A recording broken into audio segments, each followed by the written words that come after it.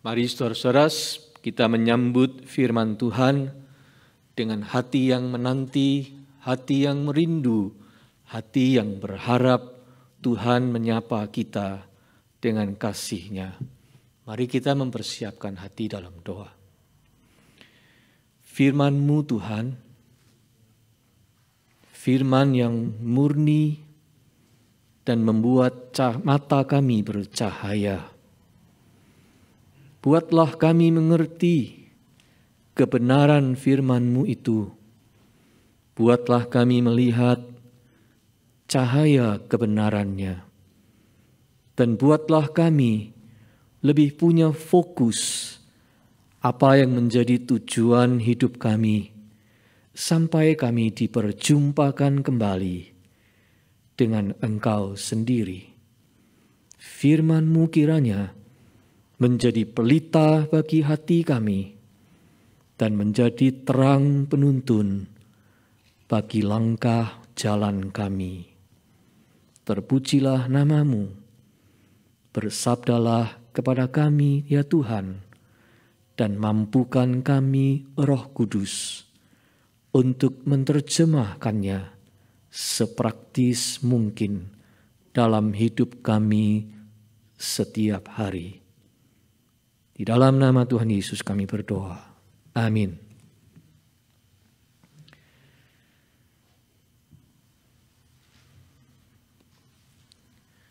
Saudara, pembacaan Alkitab hari ini diambil dari Injil Lukas pasal 3 ayat 1 sampai dengan 6.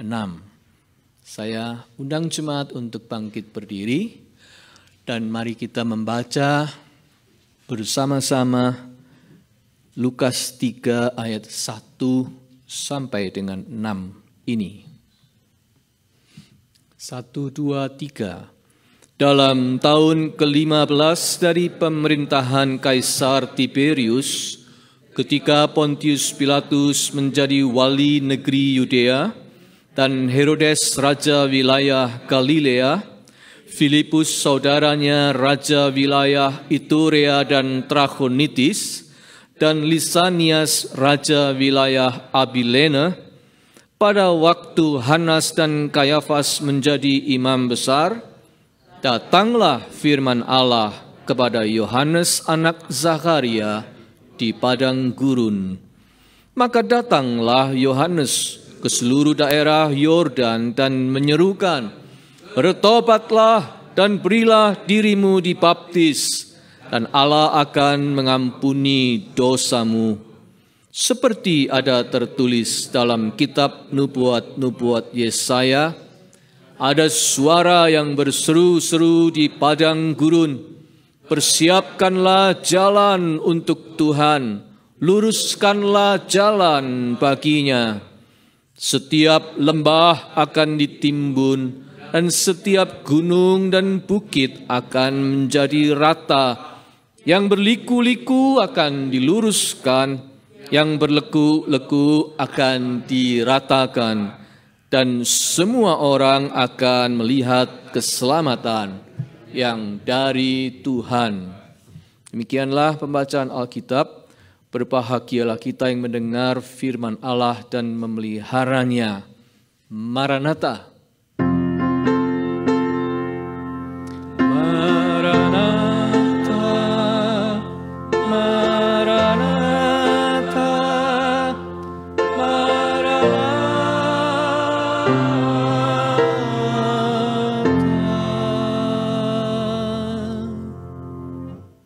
Silakan duduk kembali.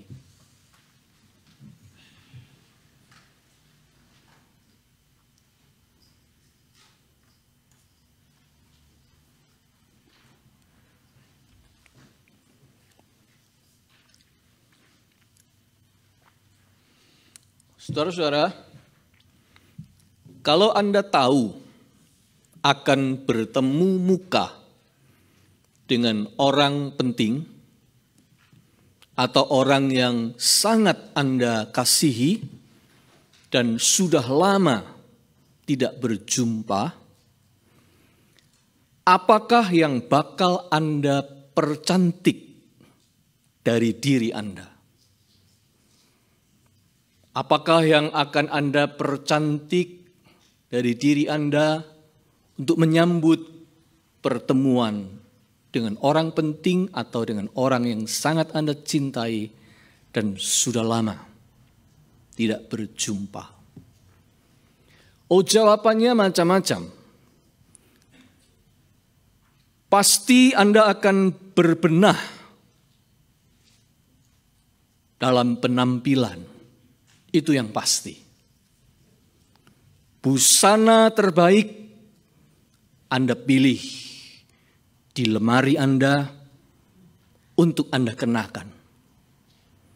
Sepatu kebanggaan model mutakhir Anda semir sebelum dipakai.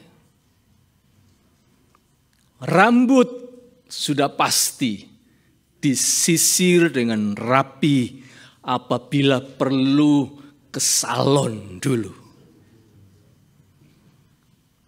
Bagaimana dengan wajah? Oh, jangan ditanya. Itu malah yang terutama. Jangan sampai wajah tampak kuyu lesu atau berkeringat atau seperti orang bangun tidur. Jangan sampai. Wajah harus bersih, bersinar, dan segar. Make up terbaik pun menjadi pelengkap yang tidak bisa ditawar lagi. Pokoknya, Anda ingin muncul dengan penampilan terbaik. Namanya saja mau bertemu muka dengan muka. Tetapi sekarang kalau pertanyaannya diganti, Anda akan berjumpa dengan Tuhan, apakah yang akan Anda percantik dari diri Anda? Apabila yang bakal bertatap muka dengan kita itu adalah Tuhan, apakah Anda akan melakukan hal yang sama, yaitu berbenah penampilan? Rasa-rasanya bukan itu. Rasa-rasanya pertimbangan kita menjadi tidak sama lagi. Rasa-rasanya bukan penampilan lagi yang terpenting. Jauh di dalam hati ini kita tahu Tuhan itu tidak memandang dan tidak mengutamakan penampilan kita. Jadi percuma saja jual tampang di hadapan Tuhan, enggak laku. Kalau begitu, apa yang dicari Tuhan? Apa yang diharapkan Tuhan dari kita ketika berjumpa dengan kita masing-masing? Sosok Yohanes Pembaptis memberitahu kita apa yang Tuhan harapkan dari kita. Jawabannya adalah kemurnian atau kesejatian. Itu yang Tuhan cari dari kita.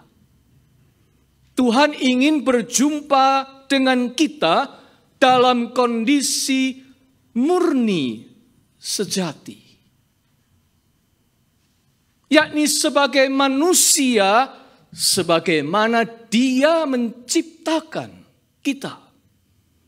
Manusia yang dicipta dalam rupa dan gambarnya sendiri. In the image of God, we were created. Kejadian pasal 1 ayat 26. Ibarat cermin, bening, ibarat kaca, kita itu dilihat Tuhan bening. Sehingga ketika Tuhan memandang kita, Dia melihat, oh itu gambar dirinya. Bening, sejati. Itu yang dicari Tuhan.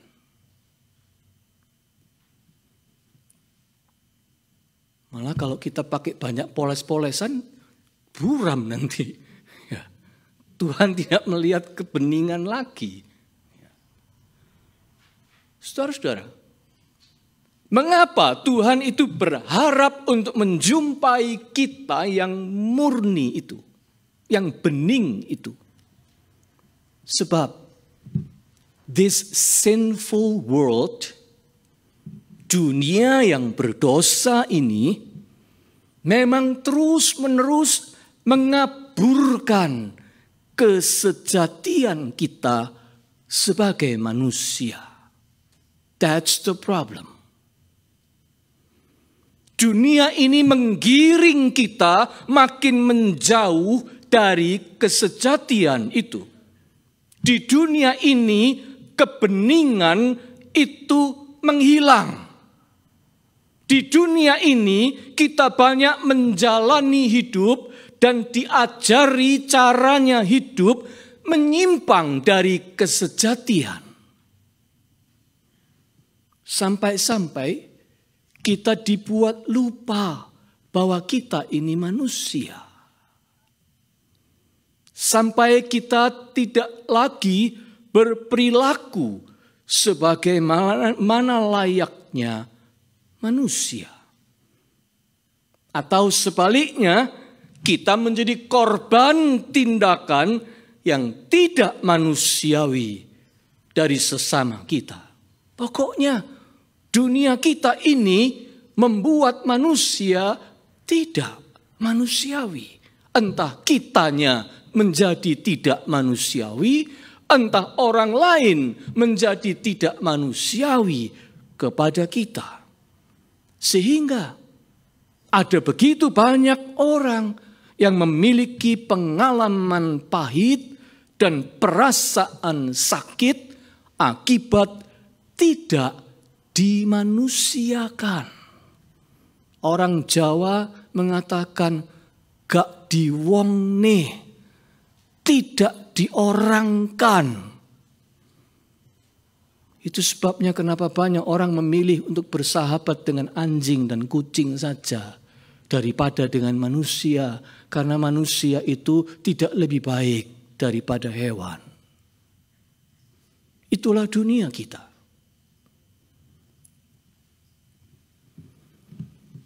Saya pernah menyaksikan sebuah YouTube seorang kaya raya di Indonesia. Dia memperlihatkan kondisi rumahnya yang sangat mewah. Tapi yang menarik adalah di situ ada puluhan anjing di rumah itu. Dan ketika dia ditanya, dia berkata, ini makhluk-makhluk yang tidak pernah menyakiti hati saya. Ini makhluk-makhluk yang sangat setia kepada saya.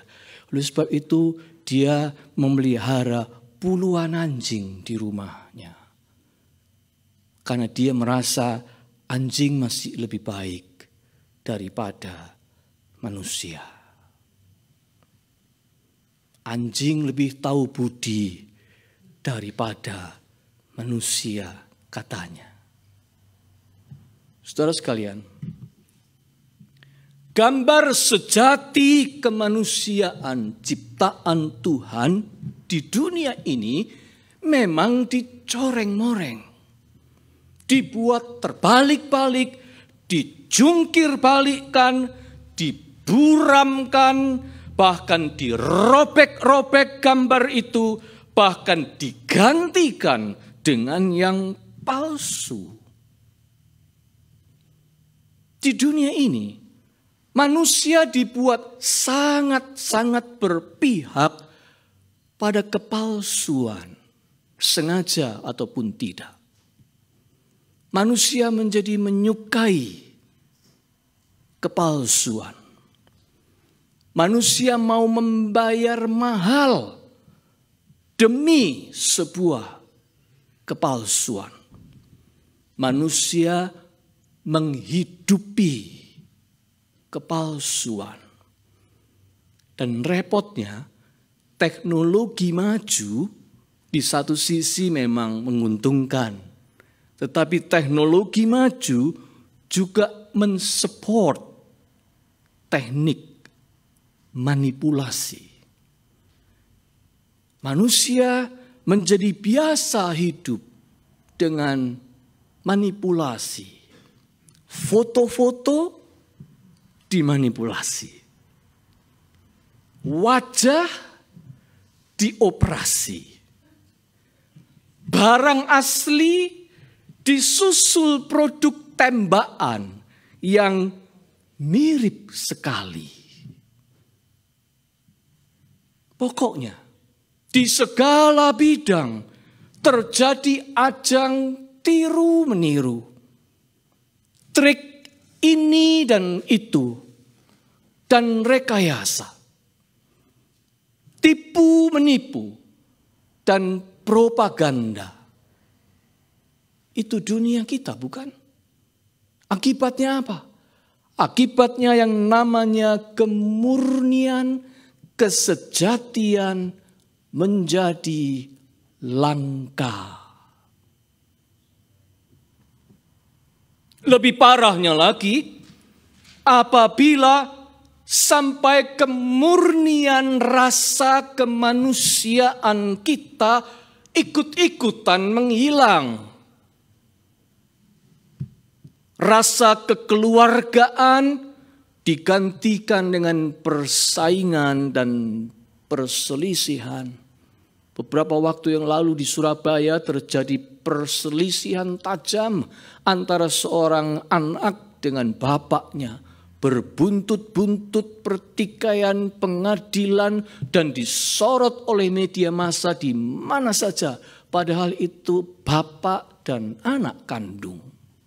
Rasa kekeluargaan menjadi makin tipis. Kesetiaan bertukar dengan pengkhianatan. Integriti, kejujuran dijual murah demi rejeki yang tidak halal. Kesederhanaan lenyap ditelan kesombongan. Persahabatan luntur, kasih menjadi dingin, kata firman Tuhan. Manusia lupa pada kemanusiaannya. Bagaimana Tuhan tidak berduka?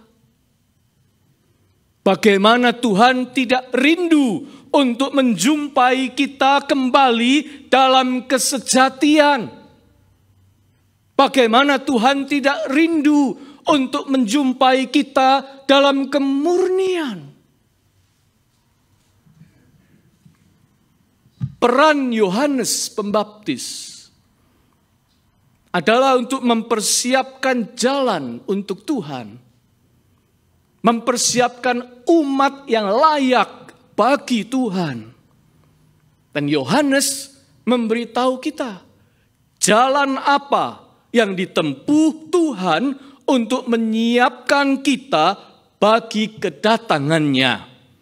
Jalan itu namanya jalan pemurnian. Dengan kata lain, jalan pertobatan.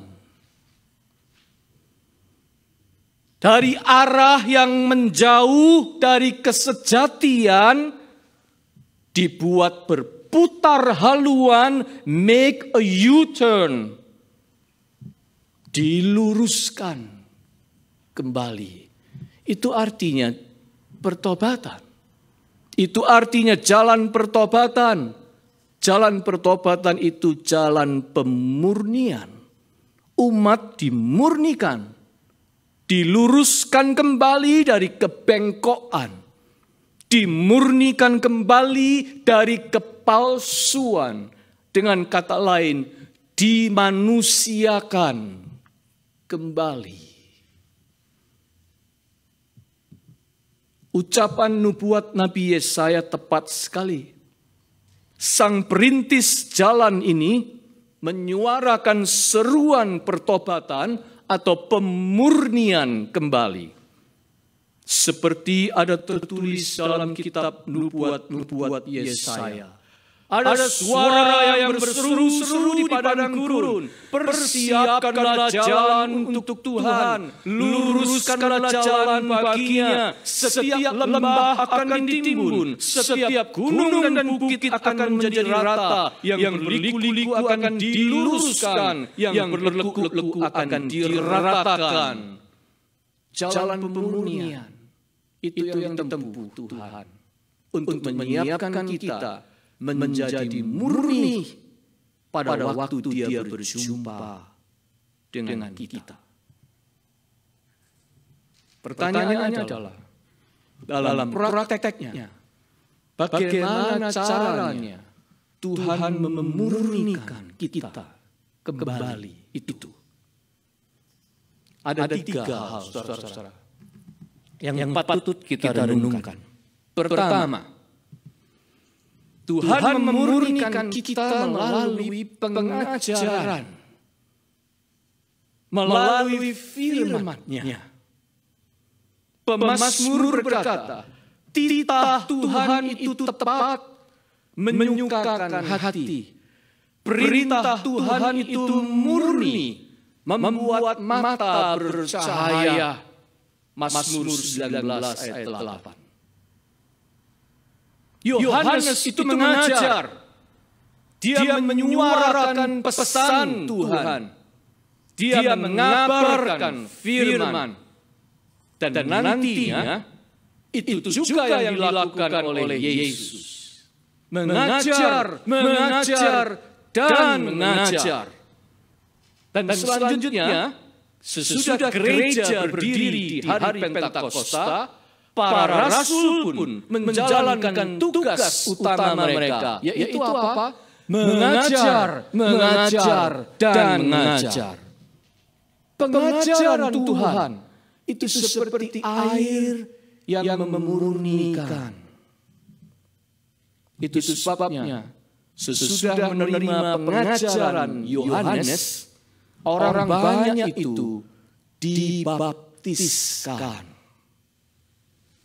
dengan air, sebuah simbol pemurnian hati. Saudara sekalian, terus terang kehidupan sehari-hari kita banyak menggiring kita menjauh dari kesejatian. Membuat kita ini punya hati yang keruh, berdebu, kotor, buram. Kita dibuat jengkel, kita dibuat marah, kita dibuat mengumpat, kita dibuat lupa pada yang baik, kita dibuat gampang curiga, kita dibuat cenderung berpikir negatif, kita dibuat mudah iri hati, kita dibuat suka mengeluh, kita dibuat menjadi egois, dan seterusnya. Cemar deh pokoknya. Firman Tuhan kita butuhkan. Untuk apa? Untuk mengguyur kita dengan siraman rohani yang menjernihkan kekeruhan itu. Untuk membuat mata kita bercahaya kembali, melihat kebenaran dan kebaikan Tuhan yang lebih banyak di dalam hidup kita. Seperti badan kita secara rutin membutuhkan siraman air mandi, bukan? Siapa Anda yang tahan tidak mandi 1 minggu? Kalau tahan, maju ke depan. Seperti badan kita membutuhkan siraman air mandi, jiwa kita pun butuh dibersihkan dengan siraman firman Tuhan secara tetap. Mobil saja perlu disiram air yang membersihkan dari debu dan lumpur. Mobil kita kan, apalagi hati kita ini. Tuhan itu memurnikan melalui pengajaran firman. Jadi, jangan jauh dari firman. Jadi, jangan lupa mandi firman.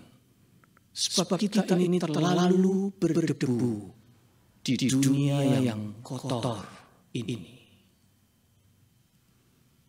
Yang kedua, Tuhan itu memurnikan kita melalui kesukaran. Bahkan tidak jarang kesusahan atau penderitaan. Memang kita tidak minta penderitaan dan tidak perlu membuat diri menderita. Tidak perlu. Tetapi penderitaan ada kalanya memang diizinkan datang. Dan pada saat mengalaminya kita tertekan, kita sakit, kita menderita, bahkan mungkin berteriak, menjerit, dan menangis.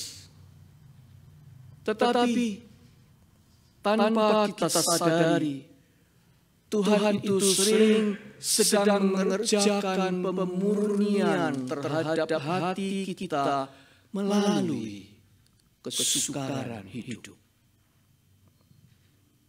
Jangan hanya melihat hal-hal yang tidak enak atau pahit dari kesukaran.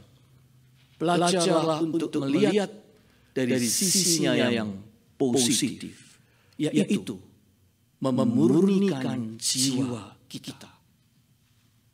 Saudara sekalian, di dalam hidup ini banyak pribadi berjiwa mulia, orang-orang berhati emas yang ternyata dibentuk dan dimurnikan melalui penderitaan, melalui kepahitan, melalui kesukaran. Mereka tidak akan menjadi seperti itu, semulia itu jiwanya, kalau mereka tidak melewati penderitaan dan kesukaran yang Tuhan izinkan. Saya punya paman, kakak ibu saya, sekarang sudah meninggal. Dia seorang penggemar barang-barang antik. Koleksi barang-barang antik di rumahnya banyak sekali. Kalau ke rumahnya itu penuh di etalasenya, penuh barang-barang antik. Sewaktu kecil saya sempat tinggal serumah dengannya. Dan secara rutin saya selalu melihatnya menggosok benda-benda koleksinya itu dengan abu gosok yang berwarna abu-abu kehitam-hitaman. Kotor sekali. Waktu dilumuri abu itu dan kemudian digosok-gosok, benda-benda itu, logam-logam itu kelihatan buruk, kotor, hitam. Namun, setelah beberapa saat digosok dan kemudian dilap dengan kain bersih, benda-benda logam itu justru menjadi mengkilap, berkilau, memantulkan cahaya. Mengkilap sekali. Tetapi itu harus digosok dulu dengan abu gosok yang warnanya hitam itu. Saya membayangkan ada kalanya Tuhan memang melakukan itu. Menggosok kita dengan abu hitam kesukaran hidup. Justru untuk membuat jiwa kita mengkilap, dimurnikan dari kekeruhan akibat sifat dan tabiat manusia lama kita yang enggan pergi. Dimurnikan dari kekeruhan akibat pengaruh lingkungan, culture, kebudayaan, filosofi, ataupun worldview yang ada di dunia ini yang tidak selaras dengan firman Tuhan. Atau dimurnikan dari ajaran-ajaran yang palsu di sekeliling kita yang seringkali menyesatkan. Tuhan itu menggosok kita supaya kita menjadi lebih murni dan lebih bening untuk siap bagi Dia, siap menyambut Dia. Oleh karena itu, saudara, harapan saya adalah semoga kalau ada teguran keras yang menyakitkan dalam hidup kita, itu membuat kita tersadar. Kalau ada pengalaman pahit terjadi, itu membuat kita lebih sabar dan tegar.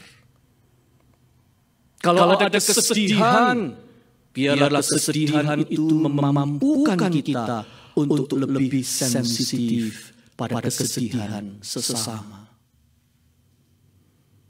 Di masa kamp konsentrasi Jerman, pernah ada seorang pria yang dalam penderitaan di kamp konsentrasi itu kurus kering.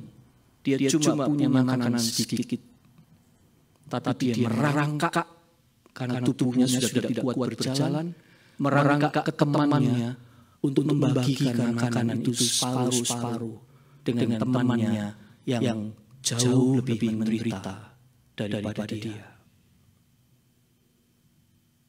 Orang ini susah, tapi kesusahan hanya membuat dia melihat kesusahan orang lain dan berbuat sesuatu.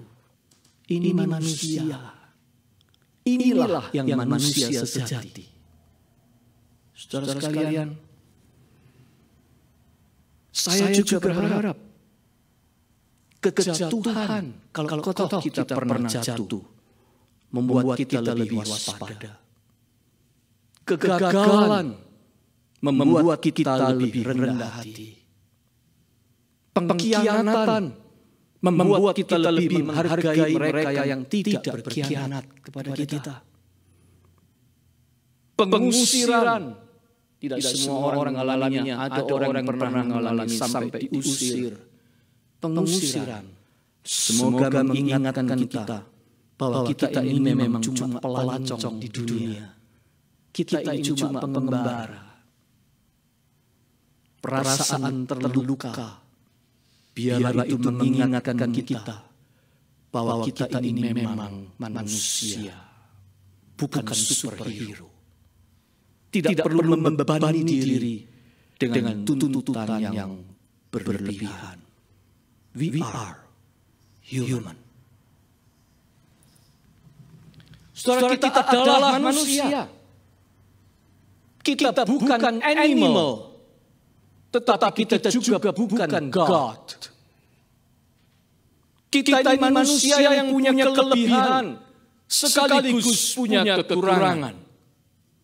Kita ini tangguh, sekaligus rapuh. Kita ini manusia yang harusnya mau ditolong kalau kita membutuhkan pertolongan, tetapi juga bersedia menolong orang yang membutuhkan pertolongan.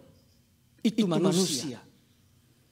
Kita ini manusia yang seharusnya bisa membuka kedua tangan untuk menerima pemberian, tetapi juga mau mengulurkan tangan untuk menyalurkan pemberian.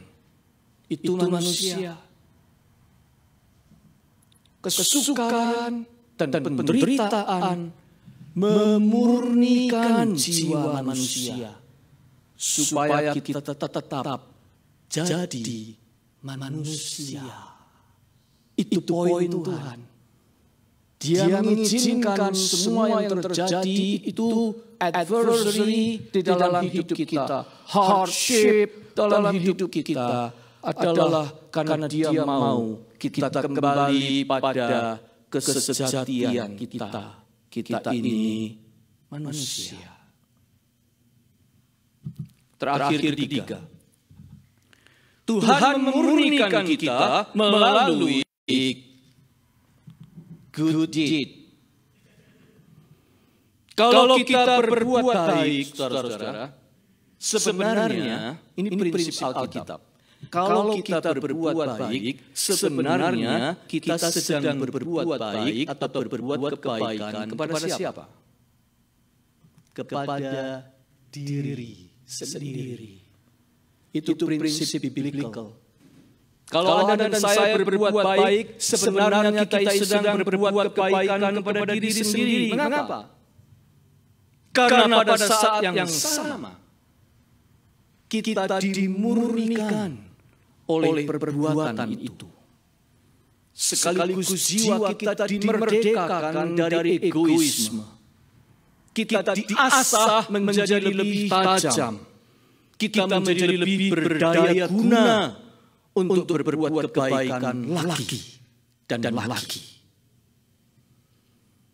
Sebab jikalau dilakukan dengan tulus, perbuatan baik yang kita lakukan itu sebenarnya memberkati kita sendiri sebagai pelakunya.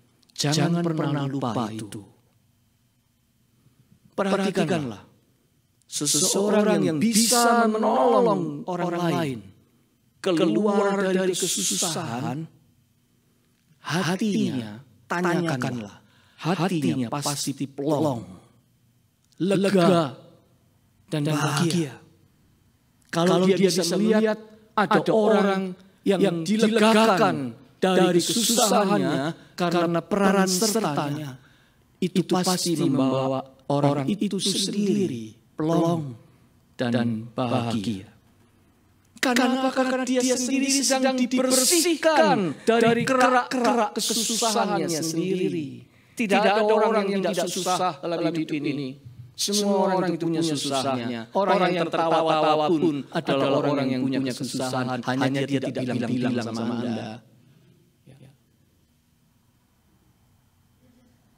Kan kalau kita susah, saudara, jalan yang paling baik untuk memurnikan kerak-kerak kesusahan itu adalah doing good to other people. Itu jalannya. Tuhan selalu mengajar kita berbuat baik. Kenapa? Karena pada saat kita berbuat baik, kita sedang menikmati berkat dari pemurnian hati oleh kebaikan itu sendiri. Ada sebuah kutipan bagus yang berbunyi begini. Doing good to others is not a duty. It is a joy. For it increases our own health and happiness. It is a joy. Because it increases our own health and happiness. Berbuat kebaikan kepada orang lain itu bukan sebuah kewajiban. Kita suka melihatnya sebagai duty. No, it is a joy. Itu kesukaan atau sukacita. Karena itu sedang menambahkan kesehatan dan kebahagiaan untuk kita sendiri. Kalau Anda berbuat kebaikan atau melayani kepentingan orang lain atau orang banyak atau melakukan pelayanan di gereja misalnya, katakanlah kepada diri sendiri, aku sedang mengasihi diriku sendiri dengan melakukan ini. Karena aku sedang memberi ruang seluas-luasnya kepada Tuhan untuk memurnikan jiwaku. Ya, dengan melakukan pelayanan dan kebaikan ini, jiwaku sedang dimurnikannya. Jadi, kesimpulan akhir adalah satu, tetaplah rutin memandikan jiwa kita dengan pengajaran firman Allah. Dua, petiklah setiap manfaat yang baik dari kesukaran hidup yang Tuhan izinkan terjadi pada kita. Tiga, teruslah giat berbuat baik dan melayani. Sebab melalui ketiganya itu, hati kita ini sedang dimurnikan oleh Tuhan.